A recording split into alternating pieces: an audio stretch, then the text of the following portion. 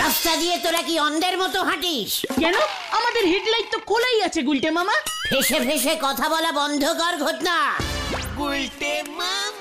কি দেখো গুলটে মামা, গজাদা বাগানের গেটে তালা মেরে দিয়েছে। এত বড় অপসম্মান, আমি কেস করে দেবো গজাদার এগনেস্টে। গজাদা রামবাগান, গজাদা তালা মেরেছে, তাতে আমাদের কি বলার আছে? হঠাৎ আলবাত বলার আছে, এই বাগানের ভিতর আমাদের ঠিক। গজাদা সেটা জানে না। এর লাইগাই তো তালা মারছি।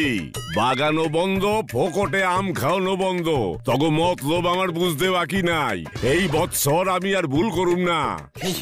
মানে গজাদা, আপনার সঙ্গে আমাদের এত বছরের সম্পর্ক, এত কলজ, আমরা একই পাড়াতে থাকি।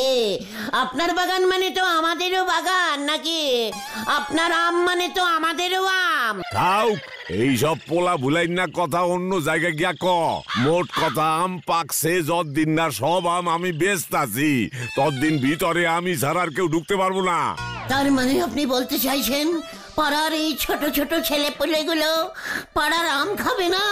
এ আমি জানি না, আম খাইবো না জাম খাইবো, তবে আমার বাগানে ঢোকন যাইবো না। ঠিক আছে, চল রে পাঁচু, চল ভেন্ডি। কাঁদিস না ঘটন, কাঁদিস না। গজাদা চলে যাচ্ছে কিন্তু। হজা হারাইয়া থেকে লাভ হইব না। এই চলো চলো গুলটে মামা চলো। গজাদা, কেউ যদি দেয়াল টপকে টুক করে ঢুকে পড়ে হ্যাং ভাইঙ্গা দিবু। নিয়ে যাই তাহলে, ঠিক আছে? কোনো দরকার থাকলে বলবেন আমাদের, একই পাড়ারই তো। চলিয়ে আয়। গত বছর আমার বাগানের অর্ধেক আম এগো পেটে গেছে। এইবার আমি সাবধানে আছি, আমের দরও ভালো পাইছি। কেস করে দেবো আমি, কেস করে দেবো। দেয়াল টপকাতে পারবে না, আবার কেস করবে। পাঁচু, ভেন্ডিকে মুখ শান্তিন করতে বল, মাথা কিন্তু গরম আছে। বাগানের অপোজিট দিকটায় কিন্তু পাঁচিল নেই গুলটে মামা। পচার ডোবা আছে, তাই গজাদা ওদিকটায় পাঁচিল নাইনি। দরকার হলে ডোবা ডিঙিয়ে আমরা বাগানে মানে এই ছানুদা আসছে, এই মরেছে, এই সবাই স্মার্ট হয়ে যা, বুঝেছিস? ঝাড়াঝাড়ির কথা একদম বলবি না। দেখি ছানুদা, আপনি এখন এখানে রাস্তায় একা? কেন, তোর পারমিশন নিয়ে রাস্তায় হাঁটতে হবে নাকি এখন? না না না, মানে আপনি মনে হয় রেগে আছেন ছানুদা। রাখবো না। এবছর আমের কেজি কত হয়েছে জানো? কত ছানুদা? 70 টাকা কেজি হাঁকছে, তাও গাছ পাকা আম না ওগুলো। আমাকে আম চেনাচ্ছে। মানে আপনি চিন্তা করবেন না ছানুদা, আমি আপনাকে আম এনে দেবো, একেবারে বাগানের আম। মানে তুই? আগে হ্যাঁ ছানুদা, বলছি আম খাবে আর আমি আনবো না? এই আমের দিনে আমার রোজ রাত্রে খাবার পর একটা আম লাগে। অবশ্যই লাগাই উচিত, আমি আছি কি করতে। আপনি একদম চিন্তা করবেন না, আমি নিজে গিয়ে আপনার বাড়িতে আম দিয়ে আসবো। ল্যাংড়া সাগর। ল্যাংড়া সাগর?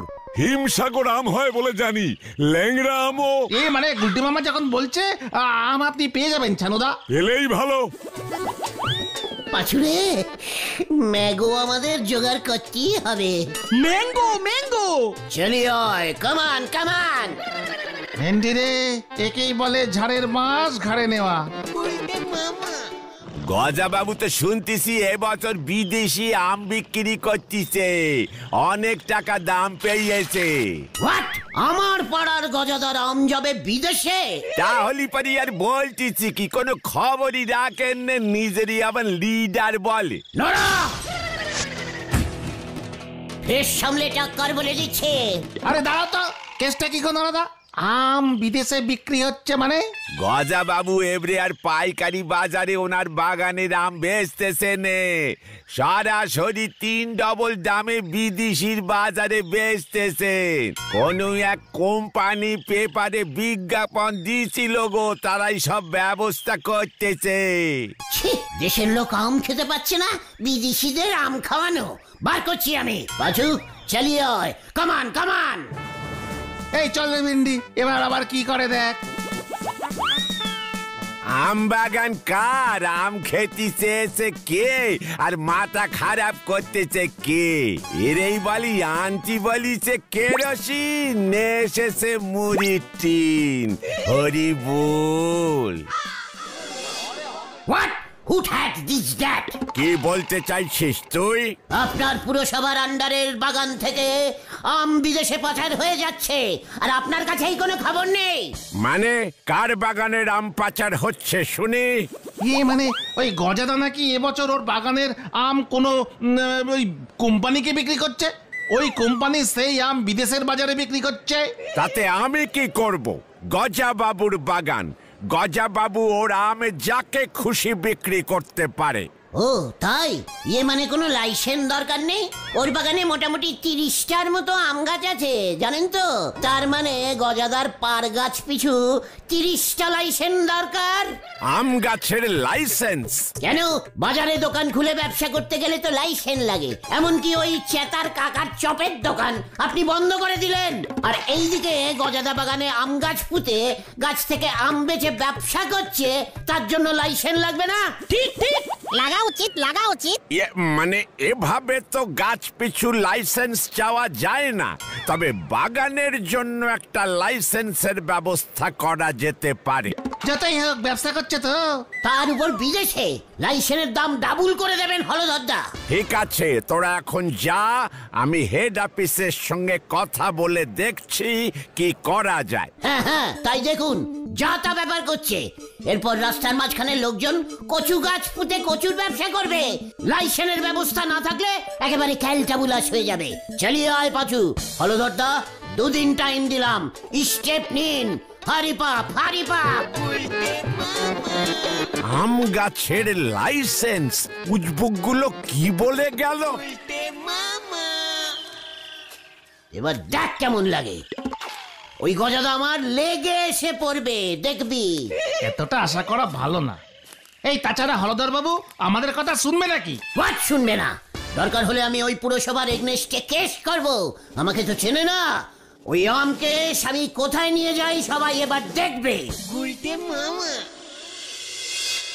বাবারে কি গরম পড়েছে রে ভাই, মনে হচ্ছে কেউ গোলা ঝাড়ছে।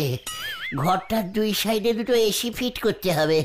ও বাবা গো, আপাতত এই হ্যান্ড এসিটার হাওয়াই খাই। আম তো এখনো খেতে পারলাম না।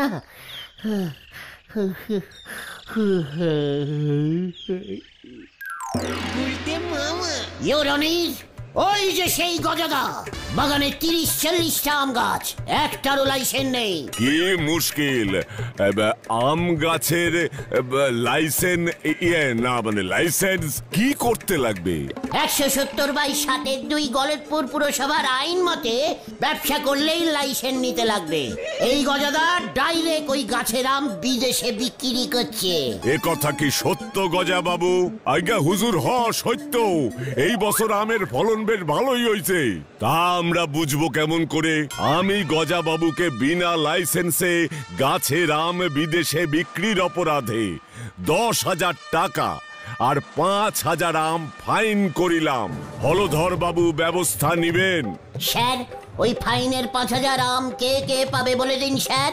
আর ওই আমগুলি যেন সবকটা পাকা হয়।